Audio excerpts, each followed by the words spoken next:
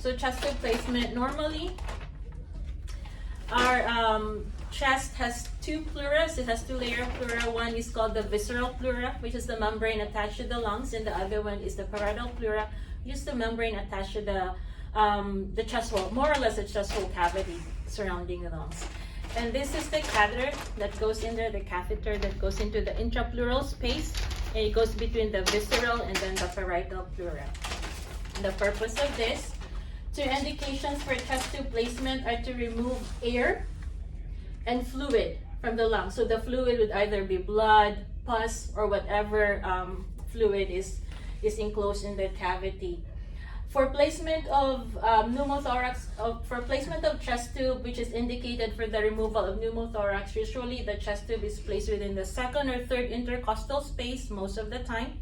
For the removal of fluid, it should be on the fourth or fifth laterally intercostal space for fluid removal. And this is for the purpose of expanding the lung, remove the air, blood, and fluid from the pleural space, pleural cavity. Chest tube, most of the time we get the chest tube already set up from the OR, but if you have to open a new one, the fluid that is used to fill this chamber is found in the back part. It's like an ampule that you have to twist off the top and then inject the fluid through this inlet, and it's going to fill up this space. The volume of fluid in there, which is sterile water, is just enough. We're in enough to fill this chamber up to this level. All right. So dry suction regulator is this one. Atrium, the manufacturer defaults it to -20 centimeters of water. But if you want to go up and down in the suction, this is where you adjust the setting at this wheel on this side. You can go up and down. And then the bellows chamber is this one. The purpose of that is to provide a visible indicator of whether or not you're providing the adequate amount of suction for the patient. So once you attach this to suction, if the amount of suction is equivalent to -, centimeters of water, you will see the diaphragm stick out like this here. Right now you can't see it because it's not attached to suction. So that's one way for you to know whether or not the patient is getting enough suction and exactly at -20 centimeters of water. If not, then you can just go up on the regulator on the wall.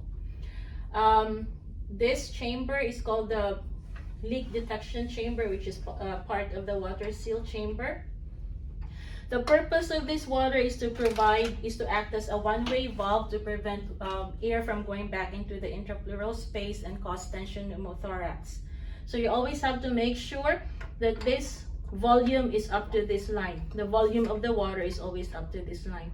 Per atrium, 1 to 2 bubbling is okay, but if you see 5 or more, then that's an indication of the leak, and that's when you start figuring out where the leak is coming from.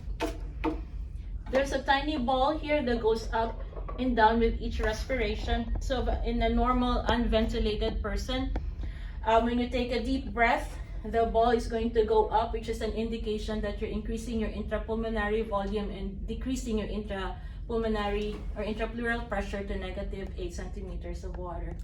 If you're providing positive pressure ventilation, like an intubated patient, the ball is going to go the opposite way. This is the collection chamber. Per Kaiser policy, they want us to chart every 4 hours the drainage amount as well as the characteristics of the drainage.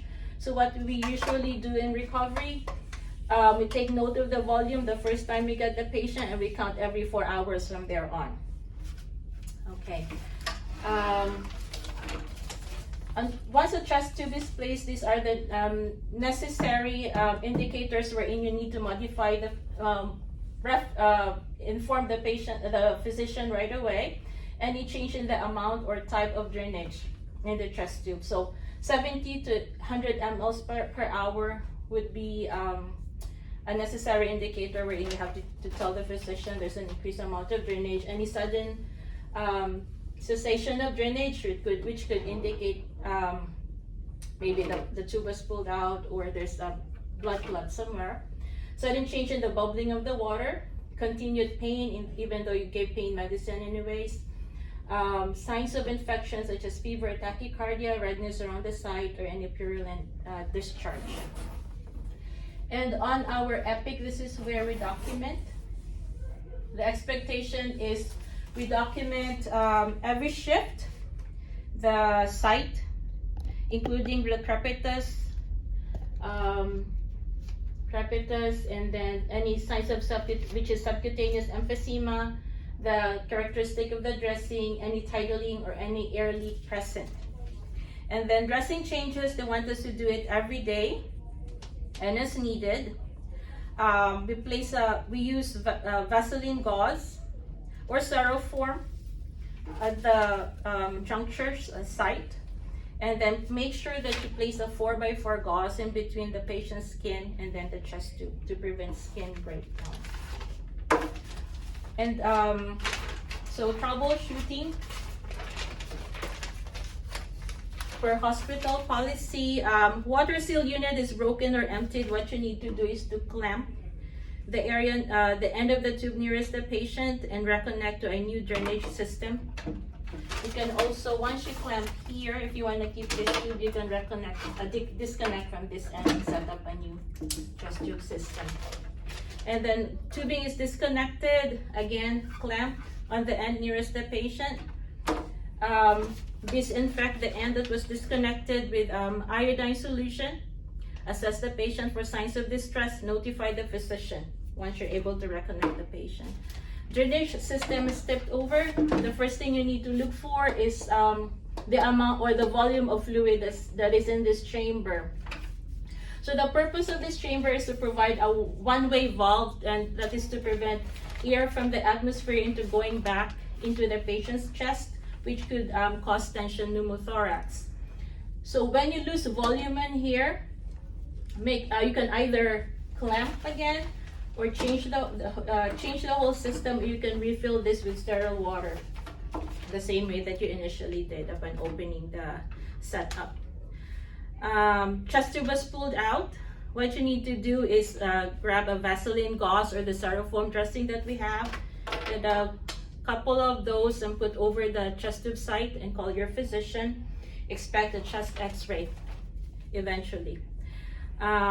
Bubbling is not present, so there are 3 scenarios with when those could happen.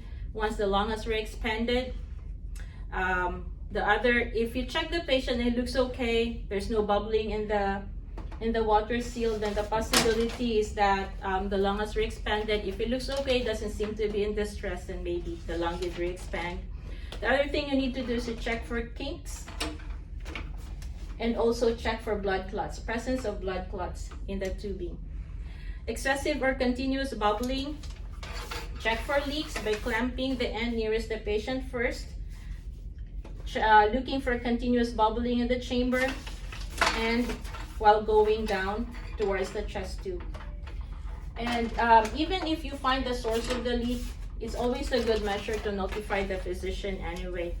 And never clamp the chest tube for any reason unless you've been told to do so. Oh, okay. Thank you.